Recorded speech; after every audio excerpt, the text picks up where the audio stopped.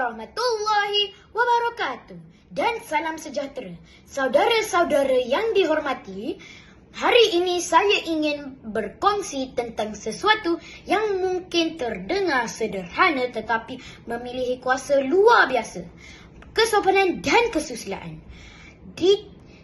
Di tengah dunia yang bergerak cepat, penuh dengan riuh dan ketegangan, kita sering melupakan nilai-nilai asas yang sebenarnya adalah inti dari setiap masyarakat yang harmonis dan sejahtera. Prinsip kelima rukun negara.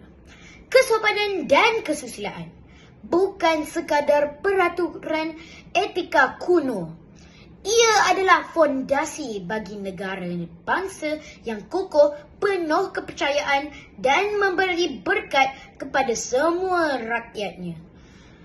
Apakah itu kesopanan dan kesusilaan? Kesopanan bermaksud cara kita berbicara, cara kita mendengarkan, cara kita memperlakukan orang lain dengan hormat dan martabat.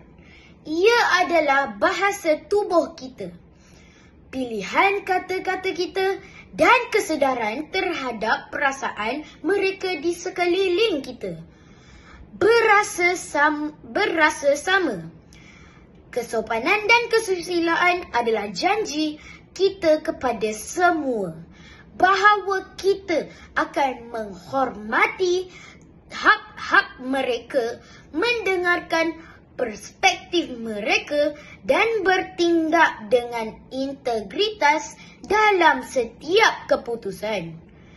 Dalam konteks membina negara bangsa, inilah yang membezakan antara negara yang berdusta dan negara yang beriman kepada masa depannya.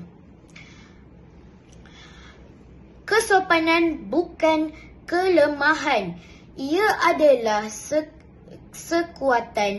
kekuatan yang membina kepercayaan. Sekarang kesusilaan ini adalah tentang karakter yang tidak dapat dibeli, yang tidak dapat dipaksa, yang hanya tumbuh dari dalam. Kita tinggal dalam masyarakat yang beragam, berbeza agama, budaya, bahasa, latar belakang. Bagaimana kesopanan dan kesusilaan membantu kita hidup bersama?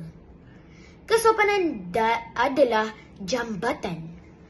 Ketika tetangga Muslim kita berbuka puasa, kita memahami dia menghormati ibadat mereka. Ketika rakan Chinese kita merayakan Tahun Baru Cina, kita turut serta dengan tulus